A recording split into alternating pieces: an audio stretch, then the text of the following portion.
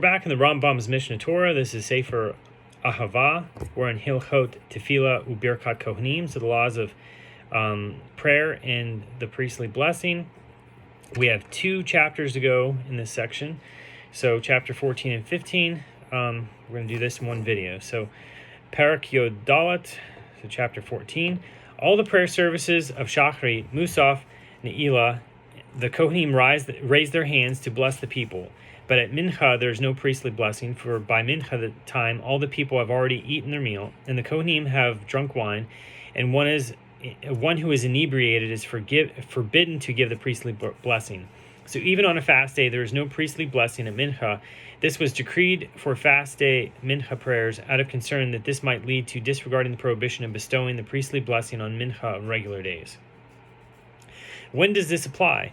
On a fast day when one prays both Mincha and Ne'ilah, such as on Yom Kippur fast and public fast days, but on a fast day with no Ne'ilah, such as the 9th of Av and the 17th of Tammuz, since their Mincha prayer is close to sunset, it appears similar to Ne'ilah and would not be confused with an everyday Mincha. They therefore bestow the priestly blessing on such a fast day. If a Kohen transgressed and went up to the podium at Mincha on Yom Kippur, since it is known that there is no inebriation, he may give the priestly blessing.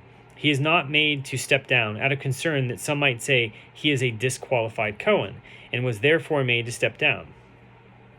How is the priestly blessing performed throughout the land outside of the Beit HaMikdash? So when the leader of the congregation reaches the blessing of the service, when he says, Uretzeh, all the Kohanim standing in the synagogue leave their places and go up to the podium. They stand there facing the ark with their backs towards the people, with their fingers bent into their palms, until the leader of the congregation completes the blessing of thanksgiving. So Ritzeh. They then turn their faces towards the people and open their fingers, raising their hands to shoulder height, and begin, "May he bless you," quote, right? The leader of the congregation prompts them in the recitation word by word, and they respond. Excuse me. As it states, say to them until they complete the first verse, upon which all the assembled respond, Amen. The leader of the congregation continues to prompt them word by word in the second verse, and they respond until they complete the second verse, and all the assembled respond, Amen. The same is done with the third. When the Kohanim complete the 3 verses, the leader of the congregation begins the final blessing of the prayer, which is Sim Shalom. The Kohanim then turn their faces towards the sanctuary, and then they bend their fingers as usual. They stand there on the podium until he completes the blessing, and then return to their places. The prompter, the leader of the congregation, may not prompt the Kohanim until the congregation finishes responding Amen, nor may the Kohanim begin the blessing until the prompter finishes his words. The congregation may not respond Amen until the Kohanim complete their blessing, and the prompter may not begin the next blessing until the congregation has finished responding Amen. The leader of the congregation may not respond Amen after the Kohanim, like the rest of the people, lest he become confused and not know in which blessing he is prompting them, whether the second verse or the third verse. The Kohanim may not turn their faces away from the congregation until the leader of the congregation begins, grant peace. They may not move their feet from their places until the leader of the congregation finishes Sim Shalom, and they may not bend their fingers until they turn their faces away from the congregation. Rabbi Yochanan ben Zakkai instituted that the Kohanim not go up to the podium while wearing shoes, but must rather stand barefoot. When the Kohanim bless the people, they should not look at the people, nor allow their minds to wander. Rather, their eyes should face the ground, as when standing in prayer. One may not gaze at the faces of the Kohanim while they are blessing, so as not to distract them. Rather, all the assembled should focus on listening to the blessing, and turn their faces toward the faces of the Kohanim, but without looking at their faces. If only one Kohen gives the blessing, he begins to recite the blessing on his own, and the leader of the congregation prompts him word by word, as we have stated. If they were 2 or more, they do not begin to recite the blessing until the leader of the congregation calls them, saying, Kohanim, and they respond by saying, May he bless you, and he prompts them word by word in the order we have stated. How is the priestly blessing bestowed in the Beit HaMikdash? The Kohanim ascend to the podium after completing the service of the morning Tamid offering and raise their hands upward over their heads and with their fingers outstretched, except for the Kohen Gadol, who may not raise his hands higher than the forehead plate. So he has that tzitz on his head with the name of God. So he's not allowed to raise his hands above that, right? So one prompts them word by word, as is done outside the Beit HaMikdash, until they have completed the 3 verses. The assembled do not respond to Amen following each verse. Rather, in the Beit HaMikdash, they are performed as a single blessing. When they complete it, all the assembled respond, "Blessed is Hashem, God of Israel, forever and ever." The name of Hashem was pronounced as it is written, as enunciated from the letters Yod, He, Vav, and He. This is generally referred to as the ineffable name. Outside of the Beit HaMikdash, it is pronounced as its descriptive term, that is Aleph, Dalet, Nun, Yud. So, as only in the Beit HaMikdash may the name be pronounced as it is written. Once Shimon HaTzadik died, the Kohanim ceased blessing with the ineffable name, even in the Beit HaMikdash, so that an unsuitable person could not learn it. The early sages would only teach this name to their suitable students and sons once every 7 years, all this for the prestige of his honored and awesome name.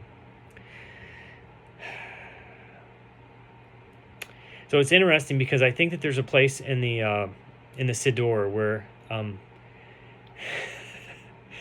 where we actually say it, but maybe I only teach that to someone in person. I don't want to. I can show it to you. I won't teach it to you. So whenever the priestly blessing is recited, it is only recited in the Holy Tongue, as it states, "So you shall bless the children of Israel." So learned those who passed down the oral tradition from Moshe Rabbeinu. So you shall bless while standing. So you shall bless by raising the hands. So you shall bless in the Holy Tongue. So you shall bless face to face. So you shall bless in a loud voice. So you shall bless with the ineffable name, that is, when in the Beit HaMikdash, as we have stated. The Kohanim may not add any blessing anywhere to these 3 verses. For example, "May Hashem, God of your forefathers, increase your numbers 1,000-fold," right? Or the like. Neither aloud nor in an undertone, as stated, "You shall not add to that which," etc., right? When each Kohen ascends to the podium, upon moving his feet from his place to ascend, he should say, "May it be your will, Hashem our God, that this blessing which you commanded us to bless your nation Israel be a complete blessing, and may there not be in it any obstacle nor perverseness from now and forever." Before turning one's face to the people, he should recite the blessings. "Blessed are you, Hashem our God, King of the universe, who has sanctified us with the sanctity of Aaron and has commanded us to bless his people Israel with love." He should then turn his face to the congregation and begin to bless them. When turning his face from the congregation after completing the blessing, he should say, "We have done what you have decreed upon us. Do with us as you have promised us. Gaze from your holy abode from the heavens and bless your people Israel." When the Kohanim turn their faces to the congregation to bless them, and when they turn their faces from the congregation after blessing them, they should only turn to the right in all circumstances. So too, whenever one turns, it should always be to the right. In the Beit HaMikdash, the priestly blessing should be conferred once daily. Following the morning Tamid offering, they would come and stand on the steps of the Ulam, that is the main building in the Beit HaMikdash, and confer the blessing in the manner we have stated. But outside of the Beit HaMikdash, they would confer the blessing after every prayer, other than Mincha, as we have stated. In any case, an effort is made that the prompter should be an Israelite, as it states, "Say to them," implying that the prompter should not be one of them. Meaning, a normal Israeli as opposed to a Kohen, right? So, Parak Tetvav, so chapter 15. 6 things prevent the priestly blessing: speech, physical blemishes, transgression, age, wine, and unclean hands. What does speech refer to? Inarticulate people who do not pronounce the letters properly. For example, if they read Aleph as Ayin, or Ayin as Aleph, or pronounce Shibolet as Sibolet, or make similar errors, may not pronounce the priestly blessing. So too, those of heavy speech or unclear tongue, whose words are not clear to all, may not pronounce the priestly blessing. Judaism has a pronunciation problem today. So when things get straightened out, we will have to learn proper speech. With physical blemishes, which physical blemishes prevent pronouncing the priestly blessing? Boy, I can't speak. Which physical blemishes prevent pronouncing the priestly blessing? A lot of P's. A Kohen with blemishes on his hands, face, or feet, such as if his fingers were bent inward or to the sides, or if they are covered with spots, may not pronounce the priestly blessing, for the people will stare at him. One whose saliva dribbles down his beard when he speaks, and one who is blind in one eye may not pronounce the priestly blessing. But if the person who is blind in one eye, or whose saliva dribbles, is a well-known and familiar figure in his town, it is permitted, for the people will not stare at him. So too, if one's hands are stained with inks such as indigo or dyer's matter, he may not pronounce the priestly blessing. But if this is the industry of most of the townspeople, it is permitted, for they will not stare at him. So what transgression prevents pronouncing the priestly blessing? A Kohen who killed a person, even accidentally, even if he has repented, may not pronounce the priestly blessing, as it states, your hands are full of blood. And it states, and when you spread forth your hands, I will hide my eyes from you. A Kohen who worshipped idolatry, whether under duress or accidentally, although he has repented, may never pronounce the priestly blessing, as it states, the priest of idolatrous altars may never ascend to Hashem's altar. And blessing is equivalent to the service of the altar, as it states, to serve him and to bless his name. So too a Kohen who became an apostate to idolatry, even though he has returned to Judaism, he may never again pronounce the priestly blessing. Other transgressions, though, do not prevent it. How does age prevent it?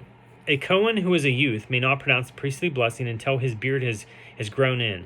How does wine prevent the priestly blessing? One who drank a quarter log, which is an egg and a half, so the size of an egg and a half, of raw wine undiluted with water in one shot may not pronounce the priestly blessing until the effects of the wine leave him.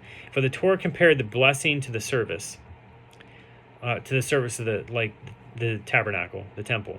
If one drank a rev'it of wine in 2 shots, or mixed a bit of water into it, he is permitted to pronounce the blessing. But if he drank more than a rev'it, although it is diluted, and although he drank it in several shots, he may not pronounce the blessing until the effect of the wine leaves him. How much is a quarter log? A measure of 2 fingerfuls by 2 fingerfuls, with a height of 2.5 and 1/5 fingers. This is with the finger used for a measurement throughout the Torah, that is, the thumb. It is referred to as the thumb of the hand. What a definition. Okay, what constitutes uncleanliness of the hands? A Kohen who has not washed his hands may not pronounce the priestly blessing. Rather, he must wash his hands with water until the wrist joint, as the hands are sanctified for the service, and then he may pronounce the priestly blessing, as it states, raise your hands in holiness and bless Hashem. A halal, a disqualified Ohen, for example, born from the union of a divorcee and an Ohen, may not pronounce the priestly blessing, for he does not have the status of a Kohen. Basically because he's, it's a lineage issue with his lineage. So a Kohen who does not suffer any of these things which prevent pronouncing the priestly blessing, although he has not learned, nor is he exacting a mitzvot, or if there are rumors that he has committed a sin, or if he is not honest in his business dealings, may still pronounce the priestly blessing, and is not to be prevented from doing so. For this is a positive commandment incumbent upon every Kohen who is fitting for pronouncing the priestly blessing, and one does not tell a wicked man, increase your wickedness and abstain from mitzvot. So because it's a mitzvah, even though, there might be some suspicion about this person, his activities, he's still allowed to perform it because it is a positive mitzvah. Okay. We want people to do mitzvot, right? That's the whole intention is, do mitzvot, because it's the opposite of wickedness, is to do good things. It's good to bless. It's good to bless, right? Do not wonder and say, of what use is this commoner's blessing? For the acceptance of a blessing is not dependent on the Kohanim, but on the Holy One, blessed be he, as it states, and they shall place my name on the children of Israel, and I will bless them. The Kohanim perform the mitzvah which they were commanded, and Hashem in his mercy blesses Israel how he wishes. It just kind of reminds me of people who say oh, well, what in the world is kosher food? That's just a rabbi blessing the food. No, actually, we don't bless the food. We bless God. But I mean, a rabbi overseeing a process is not blessing the food. But ultimately, when we eat it, we don't bless the food, as some other religions, they make that blessing. that prayer. We bless Hashem for the food according to the category of the creation, right? Okay, so the people standing behind the Kohanim are not included in the blessing, but those who stand to their side are included in the blessing. If there is a barrier between the Kohanim and the people receiving the blessing, even though it may be an iron wall, since they face the Kohanim, they are included in the blessing. The priestly blessing is pronounced with a quorum of 10, including the Kohanim. In a synagogue where all present are Kohanim, all pronounce the priestly blessing. Whom do they bless? Their brethren in the north and their brethren in the south. And who responds Amen to them? The women and children. If 10 Kohanim, besides those who ascend to the dais, remain in the synagogue, those 10 respond Amen, and the rest recite the blessing. If the only Kohen in the congregation is the leader of the congregation, he should not pronounce the priestly blessing, but if he is sure that he can pronounce the blessing and return to his prayer without becoming confused, he is permitted to do so.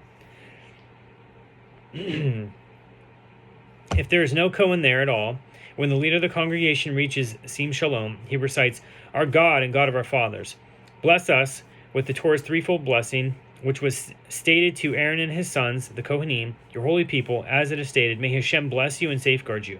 May Hashem shine his countenance to you and be gracious to you. May Hashem turn his face to you and give you peace. They shall place my name upon the children of Israel, and I will bless them. The congregation does not respond Amen, and the leader continues with Sim Shalom. A Kohen who pronounced the blessing in one synagogue and then went to a second synagogue and found the congregation in the middle of their prayer, and they have not yet reached the priestly blessing, raises his hands for them and blesses them, and may do so even many times a day. A Kohen who has not moved his feet from their place to go up to the dais, when the leader of the congregation recites Ritzeh, he may not ascend during that prayer. But if he did move his feet from their place in order to ascend, although he did not reach the dais until after the blessing of the service, Ritzeh, he may go up and recite the blessing.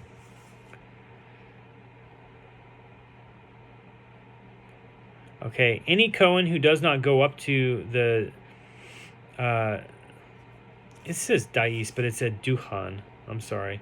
To bless the people, although he has neglected to fulfill a single positive commandment, he is considered to have transgressed 3 positive commandments, as it states, so shall you bless, right? Say to them, and they shall place my name, right?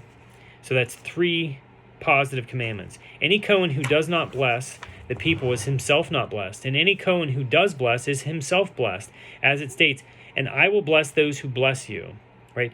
Blessed be Hashem who has assisted us. This is the end of the section on Hilchot, Tefillah, uBirkat Kohanim. So the next section that we get into, and I've been waiting for this, is the laws of Tefillin, Mezuzah, and the Sefer Torah, so the Torah scrolls.